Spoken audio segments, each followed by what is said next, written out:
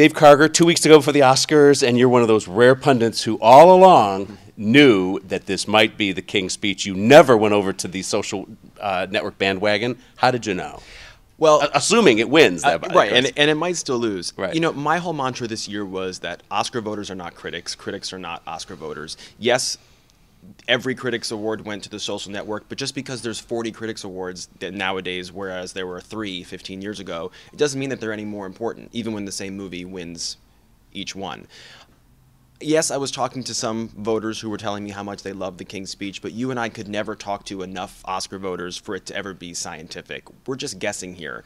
And I love both movies. If either one were to win, I'd be happy. But my hunch all along was that the King's Speech was going to be favored by the Academy because of its... Why? What was it based on? What was the hunch based on? Its emotional pull. Okay. It has such a strong emotional pull that the social network simply does not. And they're both extremely well-made movies. Right. I don't buy this argument that the King's Speech belongs on the BBC or HBO. It's a cinematic achievement. I think Tom Hooper shot it really interestingly. And David Fincher, I mean, who I still think could win Best Director, by the way. You and I are both predicting that at this point, right? Unbelievable work in the social network. I just think that audiences and the Oscar voters feel the pull emotionally of the King's Speech. But we have seen in recent years a very new Oscar trend where very atypical pictures were winning Best Film, including The Hurt Locker and No Country for Old Men and The Departed, which said that there was, or at least made us suspect there was a new sensibility out there, and that it was based on, at least in the case of No Country and Hurt Locker, them following the Critics Awards.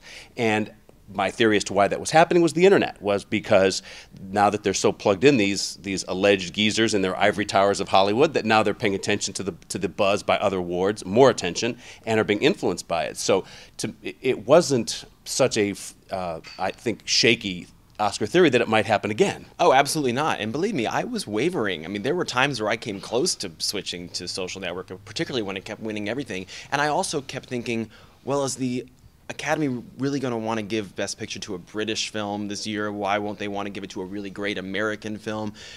But again, I think it's interesting that The King's Speech has the youngest director of any of the 10 Best Picture nominees this year. So even though it is a movie that appeals to some of the older voters, I think it also has a youthful sensibility to it, and that's Tom Hooper. Plus, all of the British contingent of the Oscars loves the film probably more than the Americans do. So I think it has a really strong, ardent fan base that's going to help it go all the way. You know, it's not just the Oscar voters here, which we keep mythologizing as these old geezers who are clueless with what's going on in the world.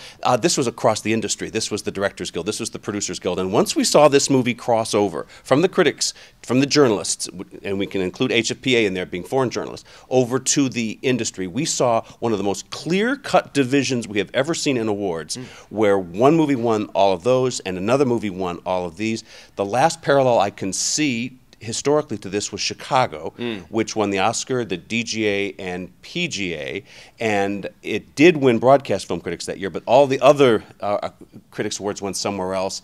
If you look at years like Brokeback Mountain and Saving Private Ryan, those movies won DGA as well as the Critics Awards, and it won the Globe, and then the Oscars took their own left turn. Yeah, no movie has ever won all 3 guilds and with a Best Director Oscar nomination and then lost Best Picture. So Apollo 13 won all 3 of the guilds, but lost to Braveheart, but it did not have a nomination for Ron Howard at the Oscars, even though it won the DGA, which is very bizarre. So if you win all 3 guilds and have a Best Director nomination, it's a foolproof road to victory, and that's why I think The King's Speech has it. The question is, will there be a gladiator traffic split, and can David Fincher actually win? I think he has a good shot, and I think this is a case where Tom Hooper's age might play against him. I think the fact that he's the youngest director of a Best Picture nominee helps the movie and might hurt him.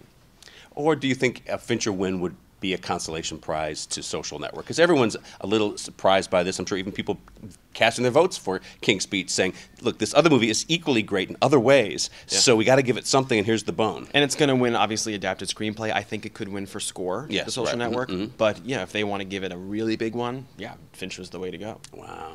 Do you think, you just hinted a minute ago that there is still a chance that Social Network could rebound? Slight. It's very slight? I give it a 10% shot at the win. I'd give it maybe 35. But Really? Yeah.